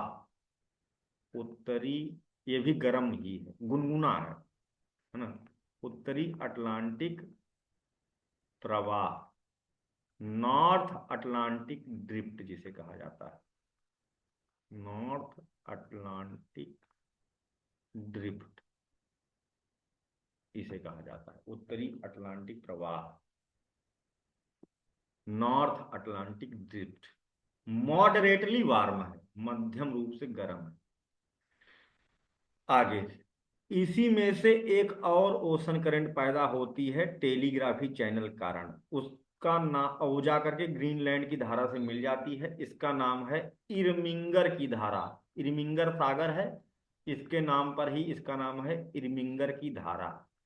तो पूछा जाए कि इरमिंगर की धारा कौन से महासागर में चलती है ना, तो आप उत्तरी अटलांटिक महासागर टिक मार देना। यही नाम याद रखने पड़ेंगे, इरमिंगर, कैरेबियन, है ना, और 4-5 बार लेक्चर सुनेंगे, खुद से बनाएंगे तो आ जाएगा, तब कंफर्म हो जाएगा हमें। ठीक है, ऊपर वाले में ज्यादा दिक्कतें हैं, नीचे वाला है वो क्लियर है, उसमें ज्यादा ओशन करंट नहीं। अब जॉर्ज बैंक पर पहुंची उत्तरी अटलांटिक ड्रिफ्ट, यहां पर टकरा करके फिर ये धारा दो पार्ट में टूट जाएगी। एक पार्ट इसका ऊपर की ओर नॉर्वे की तरफ चला जाएगा, जिसका नाम है नॉर्वे की धारा, नॉर्वे की धारा, नॉर्वेजियन करंट। और ऊपर जाएगा तो फिर ये जम जाएगा। भाई यहाँ से पानी पिघलता हुआ आ रहा है तो ऊपर पानी की सप्लाई होनी चाहिए। तो ये नॉर्वे में हेल्प करती है बर्फ को, ये गर्म धारा है, बर्फ को पिघला देती है, तो जिससे कि ट्रांसपोर्टेशन नॉर्वे के लिए इजी हो जाता है। नॉर्वे एक बहुत बड़ा व्यापारिक केंद्र है ना, बड़ा देश है भाई। सबसे ज्यादा जो लोग की अर्निंग है नॉर्वे के लोगों, क्योंकि नॉर्वे में गिने चुने लोग ही हैं, है ना, और वो इतना बड़ा इंडस्ट्रियल रीजन है, तो इस कारण से नॉर्वे अमीर देशों में आता है, सबसे खुशहाल देशों में आता है ना, करप्शन लेस देशों में आता है ना, अमीर विकसित देश है, पॉपुलेशन नहीं है वहाँ, बहुत कम है मतलब। तो वहां पर व्यापार में सहयोग देती है। नॉर्वे की धारा गर्म है। इसका एक पार्ट और अंदर चला जाता है उत्तर सागर में, तो इसे उत्तर सागर की धारा कहते हैं। इसको नहीं भी पढ़ोगे तो कोई दिक्कत नहीं है। लंदन को यही गर्म धारा घेरे हुए, इस कारण से लंदन का तापमान यहाँ स्पेन से ज्यादा रहता है, और यहाँ पर पूरे साल बारिश होती है। ब्रिटिश प्रकार की जलवायु होती है जो कपास उत्पादन के लिए अच्छी है ना, और यहाँ पर पूरे साल कपास की खेती होती है। सबसे हाई क्वालिटी कपास यहाँ पैदा होता है, और इसी के बलबूते काटन में ही फर्स्ट इंडस्ट्रियल रिवॉल्यूशन हुआ था, प्रथम औद्योगिक क्रांति हुई थी। और फिर इस ब्रिटेन ने, है ना, पूरी दुनिया को अपना गुलाम बनाया। क्यों बना पाया? क्योंकि यहाँ का क्लाइमेट ऐसा था, है ना, इस कारण से जाग्रफी ही हिस्ट्री डिसाइड करती है ना। तो अब इसके नीचे भी एक धारा टूटेगी, इसके नीचे भी एक धारा टूटेगी, लेकिन वो हो जाएगी ठंडी। उसका नाम है कनेरी की धारा। स्पेन पुर्तगाल होते हुए यही धारा आती है, और ये धारा आकर के वापस कहाँ मिल जाएगी? उसी उत्तरी विषुवत रेखीय धारा में, इसी से आकर मिलेगी। इसको धक्का भी मारेगी कि आगे बढ़ो, तो इसके धक्के से ये आगे भी बढ़ेगी, इसको तीसरा पावर मिल जाएगी, और इसका नाम है कनेरी की धारा। क्योंकि यहाँ पर एक आइलैंड है जिसका नाम है कनेरी, तो उसी के नाम पर इसका नाम है कनेरी की धारा। ये है बहुत ठंडी। अब बात आती है कि ये पैदा तो हुई गर्म धारा से, ठंडी कैसे हो गई? उसका कारण ये है कि ये कन्वेयर पेटी में पाई जाती है। कन्वेयर पेटी क्या होती है कि यहाँ हवा ऊपर के पानी को हटा दे रही है, तो नीचे से ठंडा पानी क्या हो रहा है? ऊपर आ रहा है। यानी यहाँ पर हो रहा है upwelling of cold water from the deep. तो इस कारण से नीचे से ठंडा पानी ऊपर आता जा रहा है, और इस कारण से इस जगह को कहते हैं कन्वेयर पेटी। और कन्वेयर पेटी से बहने के कारण कनेरी की धारा हो जाती है ठंडी। तो ये बहुत इंपॉर्टेंट है कि कनेरी धारा कैसी है, ठंडी है कि गर्म है? तो ठंडी है ना। और ये कहाँ चलती है? उत्तरी अटलांटिक महासागर में चलती है, ठीक है। बीच में यहाँ पर एक सागर है, दुनिया का एकमात्र ऐसा सागर, कई बार पेपर में पूछा गया है, बहुत ज्यादा इंपॉर्टेंट है। यहाँ पर पानी लॉक है, चारों तरफ से पानी गोल गोल घूम रहा है, बीच में पानी फंस गया। तो यहाँ इसको कहते हैं सारगैसो सागर। सारगैसो सागर, पानी फंसा हुआ है। एकमात्र दुनिया का ऐसा सागर जो किसी स्थलखंड से नहीं घिरा हुआ, जबकि वो ओशन करंट से घिरा हुआ। देखो इसके चारों तरफ ओशन करंट है, पानी बीच में लॉक है। तो यहाँ पर बहुत मोटी सी परत पाई जाती है एल्गी की। यहाँ पर एक विशेष प्रकार की वेजिटेशन पाई जाती है जिसे कहते हैं सारगैसम। कुछ लोग कहते हैं घास, जबकि वो घास नहीं है ना, एल्गी की मोटी सी परत है, और उसके सपोर्ट पर वहां पर बहुत सारा पानी, मतलब समुद्र के अंदर जंगल देखने को मिलेगा आपको अचानक से, है ना। तो ये बड़ा खूबसूरत सी जगह भी है, लेकिन यहाँ पर बहुत कचरा इकट्ठा होता जा रहा है। ओशन करंट का कचरा आके यहाँ फंस जाता है और वहीं पर डंप होता जा रहा है ना। मैरीन गार्बेज बहुत ज्यादा होता जा रहा है, तो ये खतरा है सारगैसम वेजिटेशन के लिए। तो सारगैसम पुर्तगाली भाषा का शब्द है, ये अलग से पूछा जा चुका है पेपर में, आपको ध्यान रखना है। एकमात्र ऐसा सागर जो कि किसी स्थलखंड से नहीं घिरा हुआ है, सागरों से घिरा हुआ है। और यहीं पर एक बड़ा मिस्टीरियस आइलैंड पाया जाता है जिसका नाम है बरमुडा।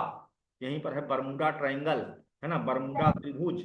जहां पर कहते हैं कि कोई भी इसके ऊपर से जाता है तो वो डिसअपियर हो जाता है ना। इस से बना हुआ है बरमुडा त्रिभुज। कोई भी जहाज ऊपर जाती है खींच लेता है ना। तो यहाँ पर ऐसा लो प्रेशर चैनल बना हुआ है जिस कारण से जहाज वगैरह सब डूब जाती हैं। ठीक है। तो ये थी सभी उत्तरी अटलांटिक महासागर की धाराएं। अब इनको अगर हम कहीं नोट करें तो कौन कौन सी गर्म धारा है, कौन कौन सी ठंडी, आपसे पूछें तो आप बता पाओगे क्या? जैसे अभी हम इसको हटा दें, पूछें, ऐसे हटा दें, पूछें कि इरमिंगर की धारा कैसी है, गर्म की ठंडी? सर गरम। नॉर्वे की धारा? सर गरम। ठीक है। अगर हम कहें कि उत्तरी अटलांटिक महासागर की ठंडी धाराओं का नाम बताओ तो कौन कौन सी हैं? कुछ ना याद हो तो केवल इतना भी सर याद। कनेरी कनेरी की धारा। हाँ, कनेरी की धारा। तो अब हम इसको जो है, एक मिनट इसको सेव कर लेते हैं।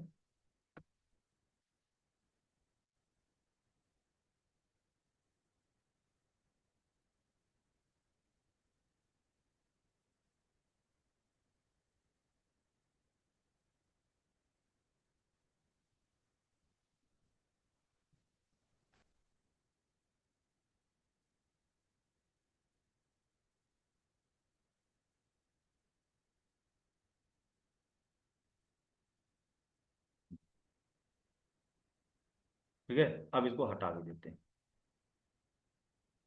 इसको हटा दें, फिर वही मैप हम वहां पर ऐप पर सेव कर देंगे।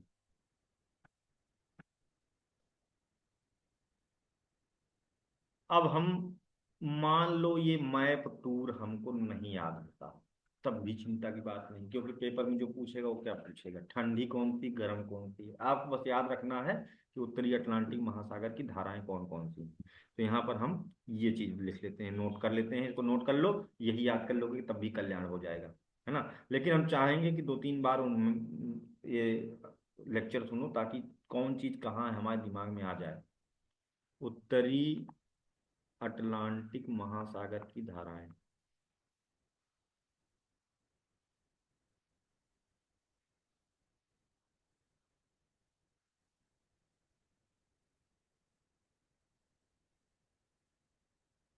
इसको 2 पार्ट में कर देते हैं, गर्म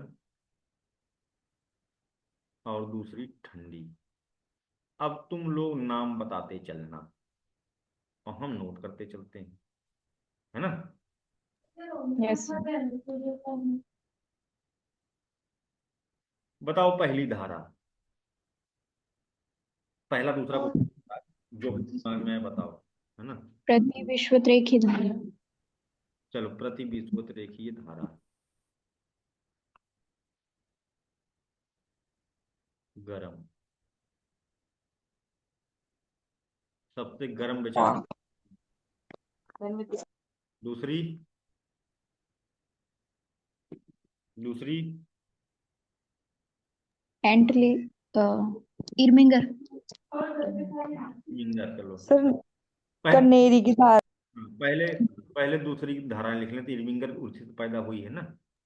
इरविंगर भी सही है, नीचे लिख देते हैं कहीं। चलो, चलो लिख देते हैं यहाँ पर सर उत्तर कैरेबियन का। विषुवत रेखीय धारा। कैरेबियन। कैरेबियन। हाँ, उत्तर विश्व, पहले पापा का नाम लिखो, उत्तर विषुवत रेखीय धारा, है ना। इसी से सब बनेगी। फिर यही आगे बढ़ती है तो क्या बन जाती है, कैरेबियन सागर में एंटर करती है। मैप दिमाग में दौड़ाओ, कैरेबियन सागर की धारा, है ना, कैरेबियन सागर की धारा। फिर इसी से एक ठो टूट के निकलती है, एंटलीज की धारा, है ना। फिर यही अंदर जाती है गल्फ ऑफ मैक्सिको में, तो नाम बदल जाता गल्फ स्ट्रीम धारा। है, गल्फ स्ट्रीम की धारा, है ना। फिर आगे बढ़ती है तो गल्फ स्ट्रीम की धारा, जब अब इधर ठंडी वाली नोट कर लें तब दिमाग में आपके वो सारा मैप चलते रहना चाहिए। ठंडी धाराएं फिर कौन कौन सी? कितनी धारा? हम्म लेब्राडोर की और ग्रीनलैंड की भी है। बढ़िया, ग्रीनलैंड की धारा, बर्फ की वाली, है ना। दूसरा लैब, लेब्राडोर। हाँ लेब्राडोर, एक कुत्ते की वैरायटी यहीं की आती है, यहाँ पर पाया जाता है। किसी के पास है ये वाला कुत्ता, लेब्रा लेब्राडोर, विदेशी कुत्ता जिसे कहते हैं, अपने इंडिया में बहुत आ गया है। क्यूट होता है कि नहीं लेब्राडोर?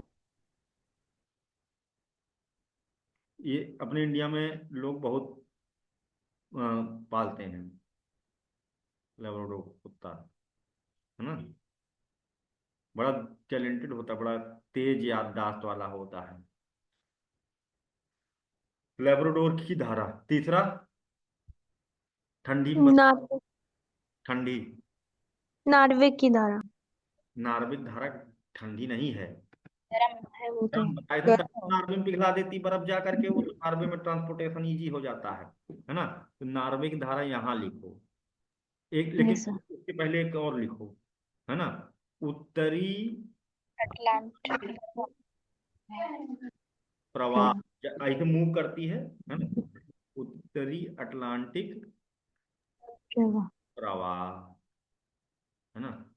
फिर गर्म धारा है अगली, इसी से एक और निकल जाती है ऐसे, इरमिंगर की धारा, इरमिंगर की धारा। अभी ओशन करंट से रिलेटेड हम लोग डिस्कशन वाले ग्रुप में डिस्कस कर लेंगे क्वेश्चन, है ना। तो पता चल जाएगा कि क्वेश्चन कैसे आता है, फिर हम लोग दिमाग में परफेक्टली बैठ जाएगा अटलांटिक महासागर की धाराएं, फिर नहीं निकलेगा। 2-3 बार बस समझना है बस, ठीक है।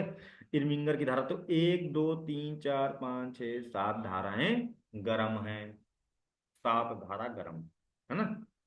अब इधर लेबोडो धारा, फिर एक है कनेरी की धारा, है ना। ये बताया था, क्या बताया था मैंने, ये कैसी है, ठंडी। तीन, ठंडी। हाँ 3 धारा कैसी हैं, ठंडी। सर ठंडी। कनेरी से पहले एक बाल्टिक करंट भी बनती है। वो बाल्टिक सागर में, अभी सी करंट्स कभी पूछी नहीं जाती, तो उसको हम नहीं बता रहे हैं, ठीक है।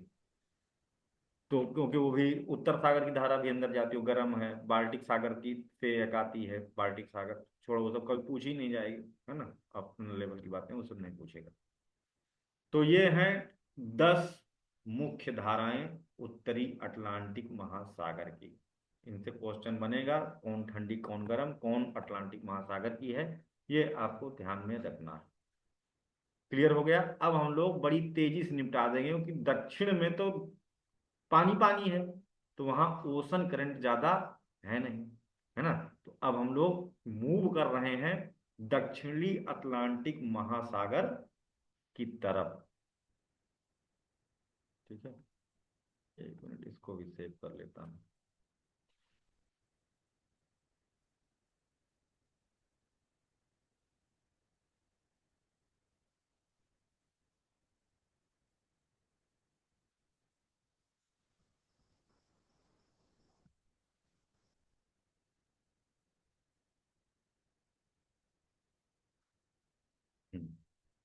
अब हम लोग पढ़ने चल रहे हैं दक्षिण अटलांटिक महासागर की धारा।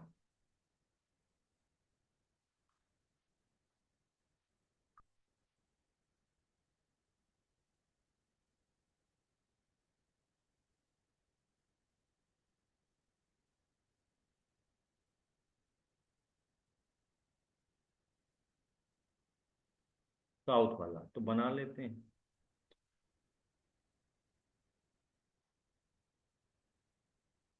ये है दक्षिण अमेरिका महाद्वीप,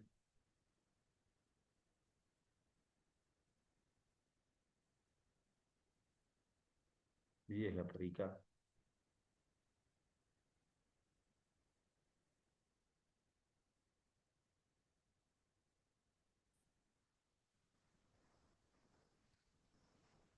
ये जा रही है इक्वेटर।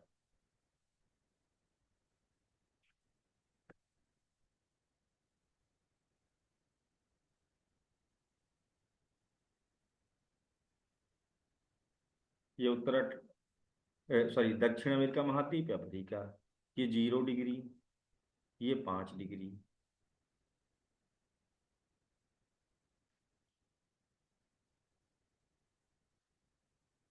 पाँच डिग्री साउथ, और इसके ऊपर क्या थी, 5 डिग्री नॉर्थ, जहां से एक ऐसे घूमी थी ऊपर, जो हम लोग पढ़े थे, प्रति विषुवत रेखीय धारा का आधा भाग घूमा। दक्षिण अटलांटिक महासागर में भी सेम सीन है। जैसे यहाँ ऊपर चलती थी उत्तर विषुवत रेखीय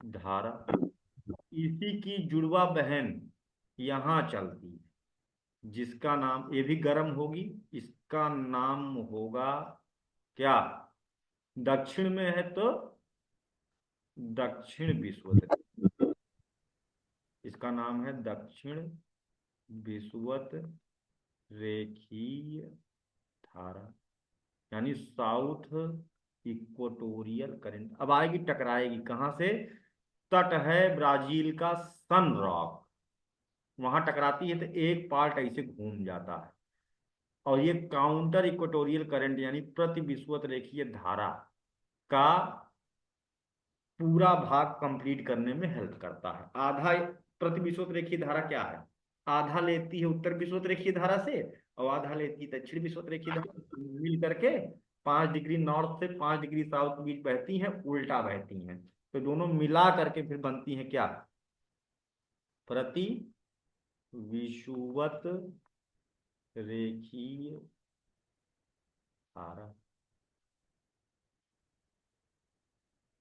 नेचर कैसा होगा इनका, गरम नेचर की होंगी कि ठंडे, सर गरम। गरम होंगी, है ना। गरम। अब ये वापस लौट करके जब जाती है तो वापस ऐसे घूम के फिर ऐसे मुड़ जाती है ना। और यहाँ पर तट है, इसका नाम है गिनिया, है ना, गिनिया, तो इसलिए इसका नाम है गिनिया की धारा। बहुत ज्यादा गर्म होती है और बहुत सारी बीमारियां फैलाती है, क्योंकि बहुत ज्यादा नमी होती है हवा में यहाँ इस एरिया में, तो बहुत ज्यादा महामारी बीमारी इस जगह पर फैलती है।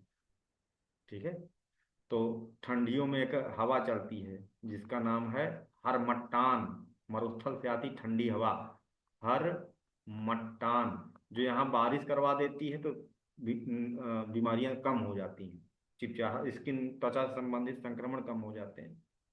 तो इस कारण से हरमट्टान को डॉक्टर विंड कहा जाता है। आगे विंड नाम के चैप्टर में हम लोग पढ़ेंगे।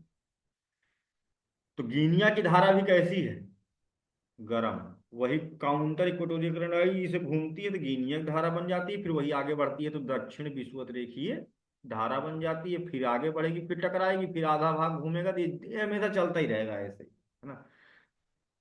एक पार्ट नीचे की तरफ, जैसे इसमें एक पार्ट ऐसे घूम जाता था तो एक पार्ट ऊपर को चला जाता था, क्या बन जाता था, कैरेबियन सागर पहुंच जाता था, कैरेबियन सागर की धारा बन जाता था, वही गल्फ, है ना।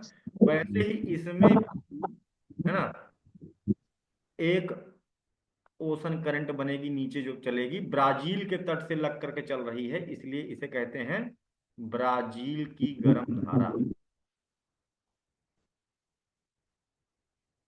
नीचे वाला जो पार्ट होता है गर्मा गर्म है, उसका नाम होता है ब्राजील की गर्म धारा।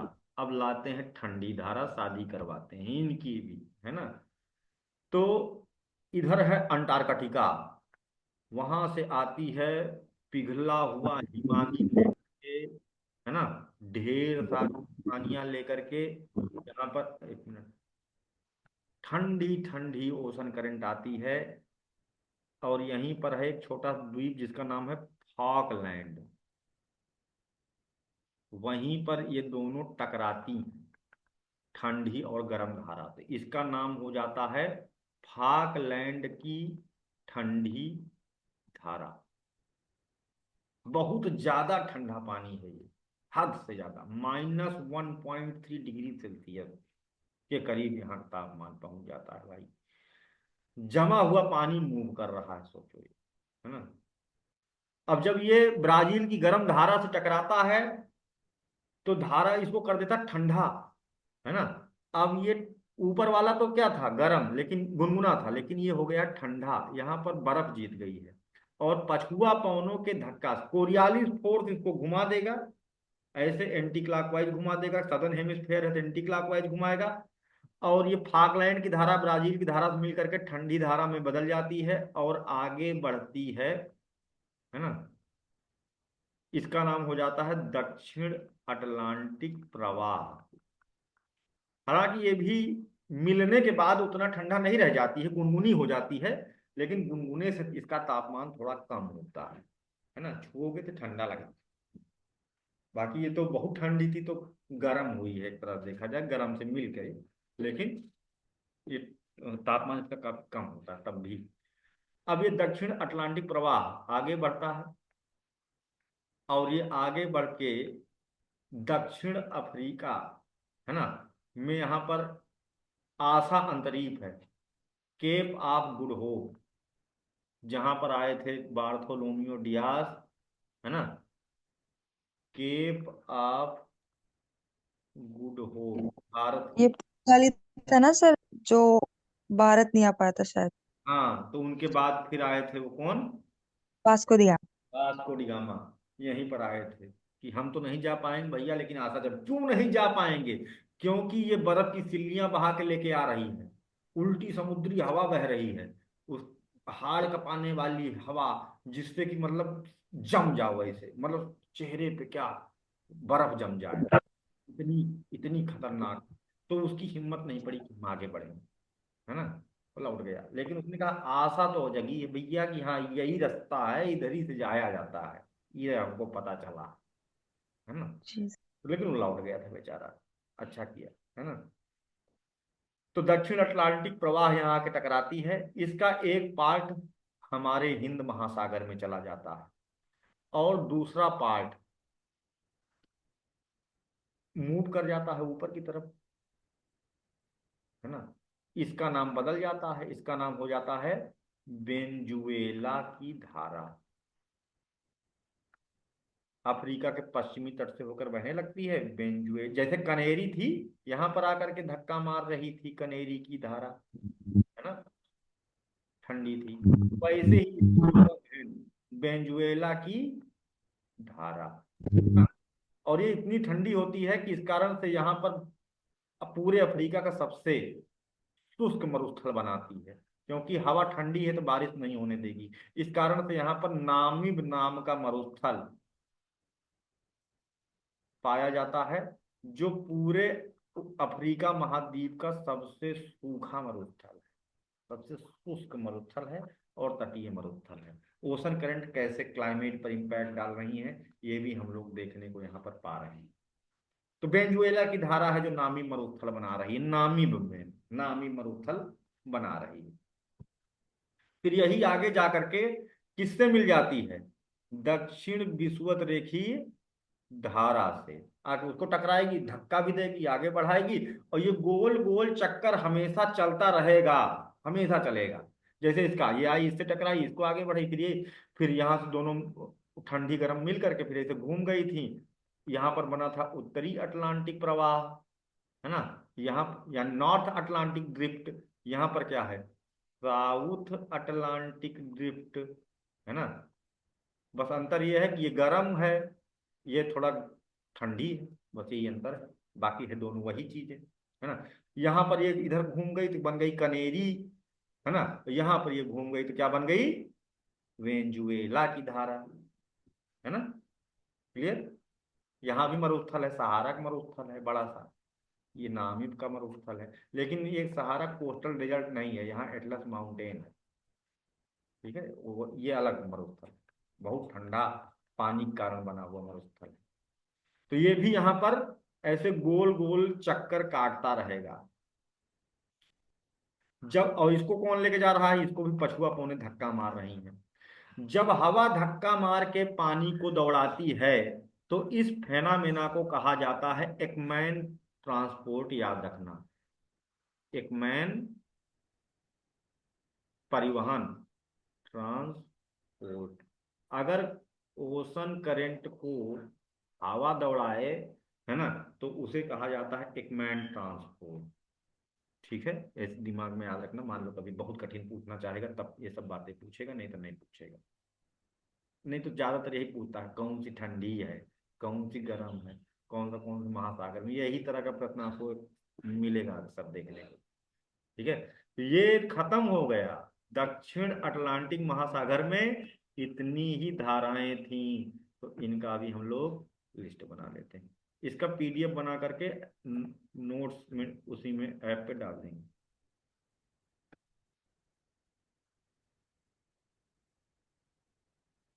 आप लोग भी बनाना और हमको भेजना ओशन करंट का मैप वर्क। ठीक है, अब आ जाते हैं हम लोग यहाँ पर, देखते हैं।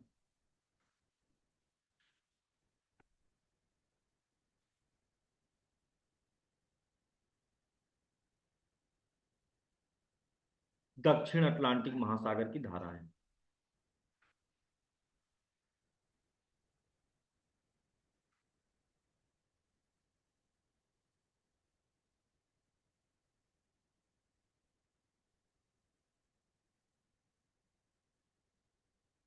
गर्म और दूसरी तरफ ठंडी। बताइए गर्म धारा का नाम। दक्षिण विषुवत रेखीय धारा। दक्षिण विषुवत रेखीय धारा। अगला नाम ब्राजील की गर्म धारा। ब्राजील गर्म। और कोई गर्म है जो बीमारी फैलाती है? गिनिया की। कीनिया। हाँ। ये तीन धारा हैं गर्म। बाकी प्रतिविषुवत रेखीय धारा को कॉमन मान सकते हो, चाहे इधर जोड़ो चाहे उधर जोड़ो, है ना। प्रतिविषुवत रेखीय धारा का आधा भाग तो इसमें बहता ही है, तो इसमें जोड़ो चाहे तो पहले में जोड़ लो। अब ठंडी वाले में कौन सी है? ठंडी में वेनेजुएला की। हाँ, वेनेजुएला की। वेनेजुएला की धारा और दक्षिण अटलांटिक प्रवाह। सिंपल है ना। अब इनको आप याद रखना, और अभी हम लोग जब क्वेश्चन लगाएंगे, अभी आज डिस्कस खाना पीना खाने के बाद सब लोग ओशन करंट के 5-6 कुछ ज्यादा क्वेश्चन नहीं पूछे गए होंगे इसमें से, है ना। जो आए हुए 8-10 क्वेश्चन 15 क्वेश्चन होंगे, 20 मिनट में डिस्कस हो जाएगा, है ना। उसके बाद आप लोग फिर पीसीएस की तैयारी पे जुट जाओ। ठीक है, ज्यादा से ज्यादा रिकॉर्डिंग सुनो, ज्यादा से ज्यादा नोट्स पढ़ो समझो। ठीक है, जिनका पेपर नहीं है तो अच्छे से मैप बना करके हमको भेजें, है ना, क्योंकि उनको आगे पेपर देना है। चलिए, इसको हम सेव कर दे रहे हैं, इसको बना देंगे पीडीएफ। तो ये थी अटलांटिक महासागर की धाराएं। कल वाला जो लेक्चर होगा उसमें हम लोग पढ़ेंगे हिंद महासागर की धारा, और परसों वाले लेक्चर में हम लोग पढ़ेंगे प्रशांत महासागर की धारा। फिर इधर इन 3 दिन में हमारा ओशन करंट हो जाएगा कंप्लीट। ठीक है, यस तो किसी को कुछ पूछना है? सर। हाँ पूछिए।